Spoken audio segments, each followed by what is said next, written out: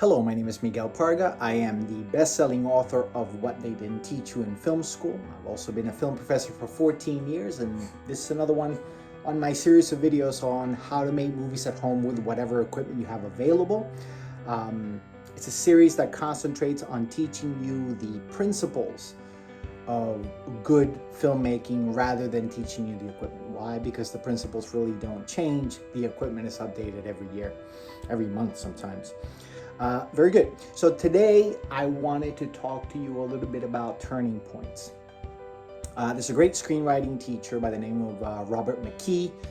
He wrote a book called Story. This is a book that I recommend to all of my students, a book that every aspiring screenwriter should read. That together with Blake Snyder's Save the Cat, that's a really great combo if you want to write genre pictures. But even if you don't want to write genre movies, let's say that you want to write art house movies, independent movies, totally fine. Those two books are a great base for learning the basics of storytelling as it pertains to the art of filmmaking. That's a very particular way in which movies work, and those two books really delineate the way that it should be done. If you want to deviate from that, that's totally fine, but it's always a good idea to master the basics, right? The people that get really good at doing something, even if it's not screenwriting, let's talk about, I don't know, golfing, right? Tiger Woods. Tiger Woods has his own swing, his own way of doing things. But when he was starting out, he was taught the mechanics of that swing, and the mechanics of the swing are the same almost for everybody, right? And then he was able to adapt that to his own body and to change it and to make it his own. But at first, you have to learn the basics. So those are two great books that I recommend to all of my students to read. So in his book, Story, McKee talks about the traditional way of telling a story, and he talks about turning points. He says that every scene should have a turning point. Every scene should advance the plot forward one way or another, right? If the scene does not advance the plot, then what's the point of having the scene in there? And he talks about two types of turning points. The first type of turning point is called action decision, in which the protagonist makes a choice. And we talked a little bit about, in the last video, about having your protagonist make choices, about having an active protagonist, somebody that's pursuing an object of desire and making choices to try and get to that object of desire. So a classic action decision scene is the scene in The Matrix.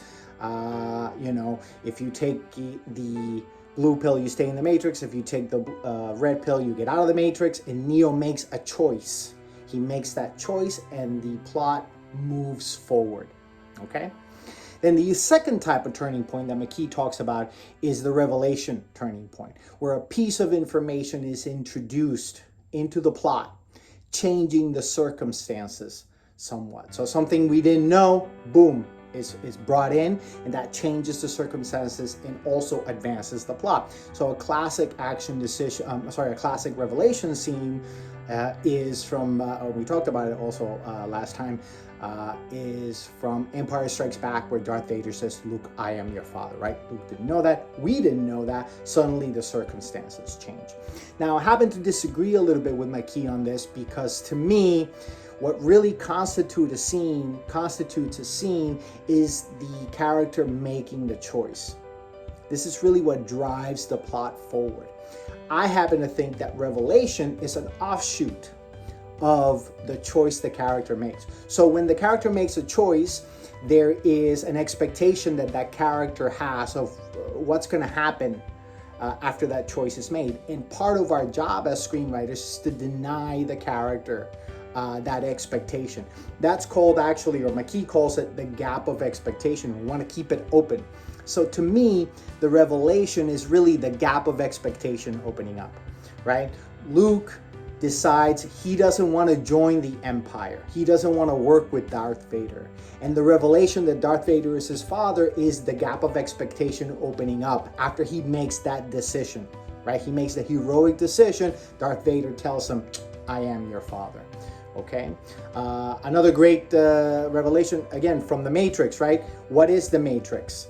The Matrix is this program that you're living in, right? It's not really reality. So that's a revelation that comes after the decision that Neo makes to get out of it, right? So really, to me, the revelation comes as part of the choice that the character makes. It. To give you even a more recent example, when you look at Game of Thrones, right? At the end, Jon Snow is revealed to be a Targaryen, right? He's really the heir to the throne, but it comes out of his decision to call Daenerys his queen, right? He decides, I'm going to serve this queen, and then it is revealed to him by his friends and by his brother that he is the actual true heir to the throne.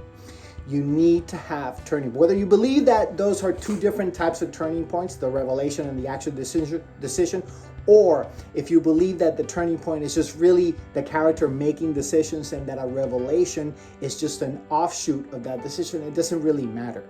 What you do want is to have turning points in your story. If you're writing a short and it's a 5-minute short, you want 3, 4, 5 different turning points, 5 different decisions that the character makes. If you have a short, let's say, even if it's a 5-minute short, and you have no decisions being made by the main character, it'll be the longest 5 minutes of your life. Trust me when I tell you that. So it is rarely a problem to have too many choices made by the protagonist, as long as those choices serve what that protagonist wants.